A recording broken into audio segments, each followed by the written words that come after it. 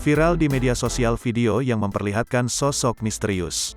Terlihat warga digegerkan dengan adanya penampakan misterius di salah satu gedung yang berada di Gatot Subroto, Samarinda, Kalimantan Timur.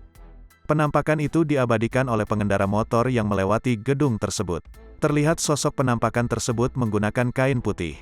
"Lompat ya Ja," ucap pria dalam video. "Allahu Akbar," timpal yang lain.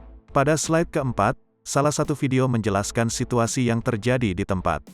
Izin melaporkan, warga tambah rame. Di sekitaran informasi penampakan hantu, di Jalan Gatot Subroto atau tepatnya di Gedung Tua, tutur warga dalam video. Video tersebut diunggah salah satu akun Instagram @momomedsos, Kamis, tanggal 17 Maret tahun 2022.